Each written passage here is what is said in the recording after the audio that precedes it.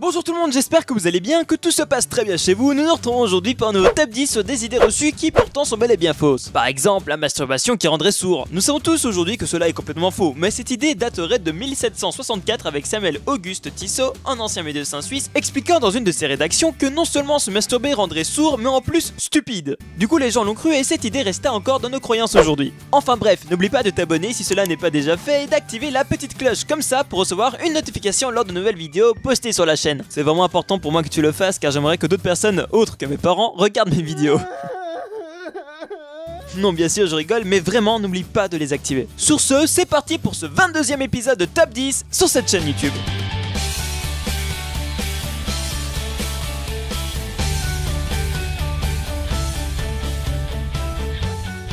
Mais avant de commencer ce top 10, je tenais à vous remercier car vous avez été plus de 180 à laisser un j'aime sur la dernière vidéo des perlots à travers le monde. Et ça mérite des applaudissements. Du coup, je vous propose d'essayer de faire encore mieux pour celle-ci en arrivant à 200 likes. Mais bon, laissez-en un seulement si vous l'avez aimé bien sûr. Allez, c'est parti pour le numéro 10.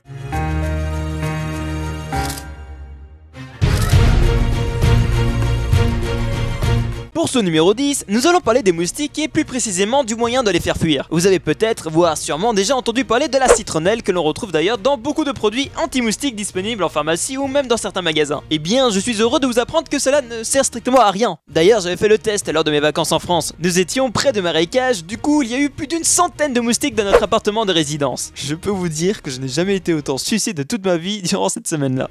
Bref, comme je dis, j'ai fait le test d'approcher le bâtonnet imbibé de citronnelle et il a eu zéro réaction. Mais il reste une solution pour l'été prochain si vous ne voulez absolument pas vous faire piquer. Pour commencer, éteindre dans la pièce dans laquelle vous vous trouvez pour allumer ensuite la lampe de votre petite sœur pour qu'elle se fasse piquer à votre place n'est pas une très bonne idée. Pareil pour les ultrasons vu que c'est le CO2 dégagé par la peau ainsi que notre respiration qui l'attire. À cela s'ajoute la chaleur dans laquelle il aime se loger et certaines odeurs corporelles contre laquelle on ne peut pas lutter. Du coup, la seule solution est d'acheter un spray contenant les 4 molécules reconnues comme efficaces et recommandées par les autorités sanitaires. Bon, pardon pour la prononciation, mais le D2ET, l'IR3535, la picardine et le PMDRBO. Voilà, comme ça vous avez tous les ingrédients qu'il faut pour faire fuir un moustique. Maintenant que vous savez cela, passons au numéro 9.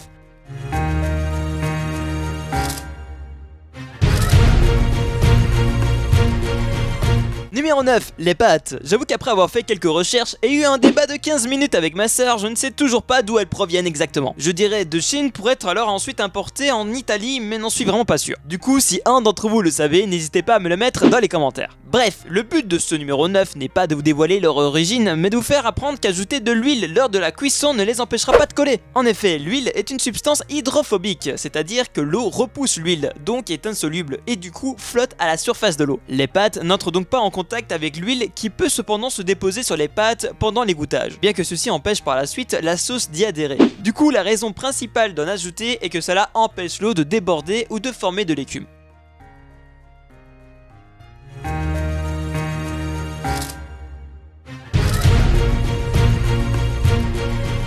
Pour ce numéro 8, nous partons vers les animaux et plus particulièrement vers les éléphants avec un mythe nous faisant croire que ceux-ci, en fin de vie, chercheraient un lieu précis pour mourir, d'où le nom du cimetière des éléphants, qui a été mis en place par l'homme où ils étaient censés s'y rendre pour y passer leurs derniers jours. Enfin, ce sont plutôt différentes zones où l'on a retrouvé des ossements de plusieurs éléphants à un même endroit. Mais nous savons aujourd'hui que cela serait plutôt dû à la sécheresse ou à la chasse plutôt que la volonté à mourir à un endroit précis. En revanche, la mémoire phénoménale des éléphants, elle, n'est pas un mythe. Les éléphants retiennent les routes migratoires et des éléments de paysage. Ils ont aussi une mémoire sociale. Des expériences ont prouvé que les éléphants se rappelaient des individus morts ou ayant quitté la tribu des années auparavant. Par exemple, lorsque des scientifiques ont diffusé les barrissements d'un éléphant mort 2 ans plus tôt, les autres membres de la troupe ont répondu avec empressement, ce qui, en langage d'éléphant, est le signe d'un fort lien social.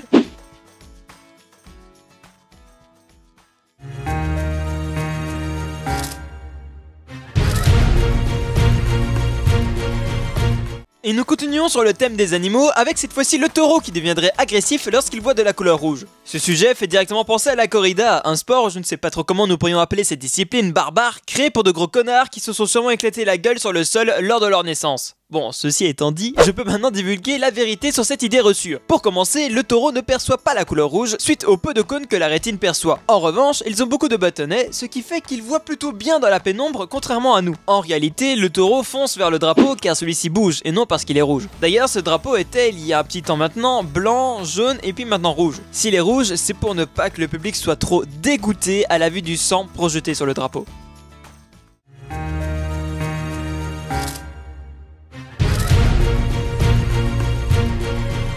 Numéro 6. Les autruches ne mettent pas leur tête dans le sable pour se cacher des prédateurs. Cette idée reçue est entièrement fausse. En effet, l'autruche, une fois qu'elle se sent menacée, va se mettre à courir plutôt que de mettre bêtement sa tête dans le sable. Elle peut même faire une pointe à plus de 90 km/h.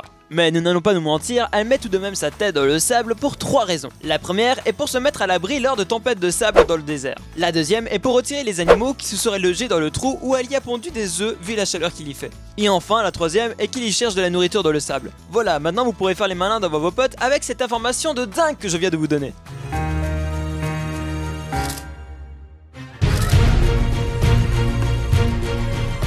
Numéro 5, des idées reçues. Le poisson rouge n'a pas une mémoire de quelques secondes, cela est également faux. Des recherches ont démontré qu'il savait reconnaître un son associé au repas. Exemple, si à chaque fois que tu lui donnes à manger, tu lui mets la chanson de Doctor Who, bah déjà au bout d'un moment ton poisson en aura marre, ça c'est la première des choses, mais deuxièmement il se dandinera pour que tu lui donnes à manger. Bon, je ne suis pas sûr que dandiner soit un bon terme pour qualifier les mouvements d'un poisson, mais bon, vous m'avez compris, c'est le principal. Ils sont également capables de se réfugier dans une cachette déjà visitée plus rapidement que lorsqu'ils la découvrent pour la première fois. C'est donc qu'ils ont la capacité de mémoire à long terme qui est en réalité de plus ou moins 3 mois. Des expériences réalisées par des chercheurs ont également permis de constater que le poisson rouge ressentait la douleur et s'en souvenait pendant 24 heures. Il évitera donc l'endroit où il a eu mal.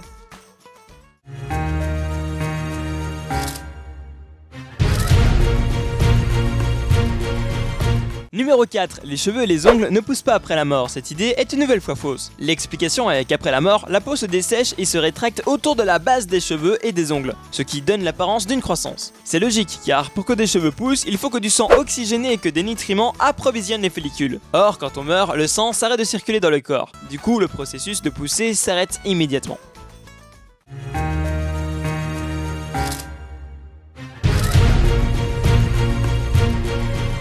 Nous entrons dans le top 3 des idées reçues qui sont fausses avec l'alcool qui réchaufferait le corps. En réalité, ce n'est pas vrai. L'alcool ne réchauffe pas mais cause une sensation de chaleur car il dilate les vaisseaux sanguins et stimule les terminaisons nerveuses à la surface de la peau par un rapport de sang chaud. Mais en revanche, la température corporelle, donc celle à l'intérieur de votre corps, va chuter. Une histoire du Titanic avec un boulanger appelé Charles Jonrin explique qu'il aurait bu du rhum avant que le bateau ne coule et que c'est ça qui lui aurait sauvé la vie. Alors cela est en partie vrai vu qu'il aurait moins eu cette impression de froid vu qu'il avait pendant peu de temps certes eu cette impression de chaleur. Je rappelle que l'eau était à une température de moins 2 degrés quand même. Bon, ce n'est pas vraiment l'endroit où tu irais pour nager quoi.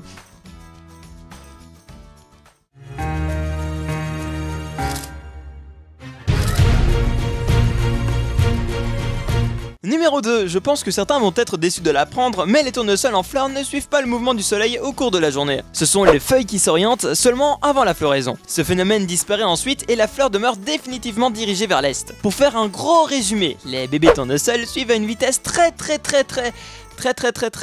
élevée, à savoir de 15 mm par heure, la lumière du soleil, et une fois qu'elles sont grandes, elles ne bougent plus et restent figées vers l'est qui sera leur direction finale.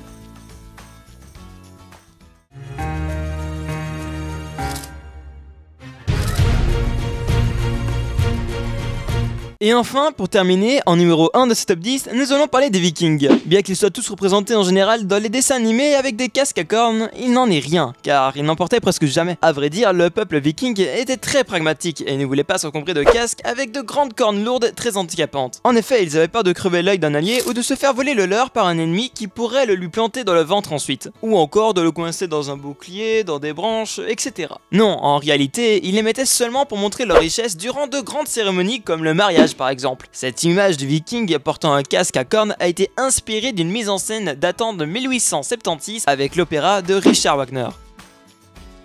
Alors juste avant que vous ne partiez, j'aimerais remercier Zachary qui m'a proposé cette idée de top 10 via Snapchat. D'ailleurs, il y a un groupe que j'ai créé avec tous les abonnés. Il ne reste plus beaucoup de place car on peut accueillir maximum 32 personnes, mais bon, si vous voulez venir ou juste me parler ou proposer une idée de top 10, je ne sais pas, n'hésitez pas à m'ajouter, mon pseudo est FunLive écrit comme ceci, donc ajoutez-moi et j'accepte tout le monde. Voilà, merci.